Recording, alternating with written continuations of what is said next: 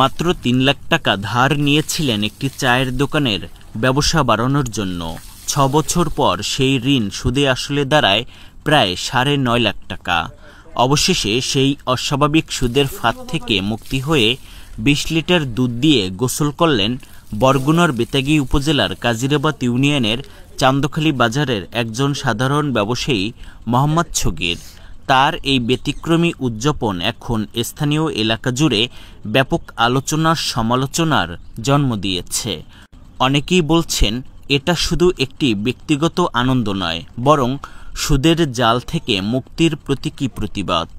নিজের গল্প বলতে গিয়ে আবেগ আপ্লুত হয়ে পড়েন ছগির। তিনি বলেন, ২০১৯ সালে আমি ছোট্ট একটা চায়ের দোকান চালিয়ে কোনোমতো পরিবার চালাতাম। স্বপ্ন ছিল ব্যবসাটা একটু বাড়াবো, তাই ৩ লাখ টাকা ধার নেই। শুরুতে কিছুটা সুদ শোধ করতে পারলেও পরে তা সম্ভব হয়নি। এক সময় দেখি সেই ঋণ ৯.৫ লাখ টাকায় গিয়ে ঠেকেছে। আমাকে ভয় দেখানো হতো, চাপ দেওয়া হতো। অবশেষে বাবার রেখে যাওয়া শেষ জমিটুকু বিক্রি করে ঋণ শোধ করি। এটা যেন একটি দুঃস্বপ্ন ছিল। সুদমুক্ত হয়ে যাওয়ার পর নিজের শরীরে ২০ লিটার গরুর দুধ ঢেলে গোসল করেন ছগির। এই অন্যান্য উদযাপন প্রসঙ্গে তিনি বলেন, আমি আল্লাহর শুকরিয়া আদায় করছি, এই যাত্রা থেকে বেঁচে গেছি। চাই না কেউ আর এমন সুদের ফাঁদে পড়ুক। প্রশাসনের প্রতি অনুরোধ, যারা মানুষকে সুদে জড়িয়ে সর্বশান্ত করছে তাদের বিরুদ্ধে কঠোর ব্যবস্থা নেওয়া হোক। বিগত দিনে সুদ দিতে দিতে আমি সর্বহারা, এখন সুদ মুক্ত হলাম। তাই আমি দুধ দিয়ে গোসল করলাম, যাতে পরবর্তীতে আর কোনো সুদের টাকা কারো কাছ থেকে না আনা লাগে। আচ্ছা, আপনার এখন কেমন লাগছে? ভালো লাগতেছে, আমি মুক্ত হলাম সম্পূর্ণ। চান্দখালী বাজারে ছগিরের প্রতিবাদী উদযাপন ঘিরে ব্যাপক চাঞ্চল্য তৈরি হয়েছে। স্থানীয়রা বলেন, ছগির ভাই খুবই সহজ সরল মানুষ। তার এই সাহসিকতা দেখে আমরা অবাক।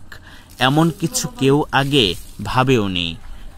স্থানীয়রা আরও বলেন, এই ঘটনা চোখে আঙ্গুল দিয়ে দেখিয়ে দিয়েছে কত মানুষ সুদের যন্ত্রণায় জর্জরিত।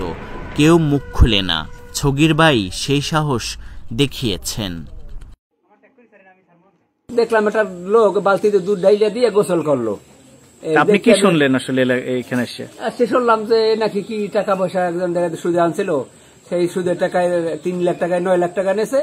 এই টাকা থেকে মুক্তি হয়ে গেছে ৩-৪ দিন আগে, শেষ হয়ে গেছে। এই জন্য এই লোকটা দুধ দিয়ে গোসল করে। চান্দখালী ব্যবসায়ী ছগির ভাই, সে দুধ দিয়ে আজকে গোসল করছে বলে, সে বলে এত টাকা, অনেক টাকা মানে দিনা ছিল, অনেক টাকা সে সুদে আনছে। দিতে দিতে এখন খুবই ক্লান্ত হয়ে গেছে। তারপর আজকে দিয়ে শেষ করছে। শেষ করে সে দুধ দিয়ে গোসল করে সে আজকে ঘরে উঠছে। আচ্ছা, তো এই বিষয়টা আসলে তোমরা যেটা ইয়াং জেনারেশন আছো, তোমাদের কাছে কেমন লাগছে? এটা আমাদের কাছে অনেক দুঃখজনক ব্যাপার যে এরকম যেন কারোই যেন না হয়, যেন সবাই যেন ভালো থাকে। আর এইরকম যেন যারা সুদ ব্যবসায়ী আছে তাদেরকে একটা আইনের আওতায় আনা দরকার। ধন্যবাদ। আমাকে এক পাশের ভাই, সে দুধ দিয়ে গোসল করে। সে ১৫-২০ বছর ধরিয়া সুদের টাকা টানতে টানতে সে নিঃস্ব হয়ে গেছে। আজকে শুনলাম সে ঋণ মুক্ত হয়েছে, আল্লাহ তারে ঋণ মুক্ত করছে। আচ্ছা, এই সুদের বিষয়ে আপনি কি বলবেন? আসলে একজন মানুষ নিঃস্ব হওয়ার প্রধান হাতিয়ার হচ্ছে সুদ। আসলে এই যে ২০১৯ সাল থেকে ২০২৫ সাল পর্যন্ত প্রায় ৯ লাখ টাকা তিনি সুদ দিয়েছেন, আসলে এটা অতিরিক্ত হয়েছে কিনা? হ্যাঁ, অতিরিক্ত, প্রচুর পরিমাণ অতিরিক্ত। আল্লাহ যেন এই পথে কেউ আর না নেয়। স্থানীয় ব্যবসায়ী ছগিরের গল্প হাজারো নীরব কষ্টের প্রতিচ্ছবি।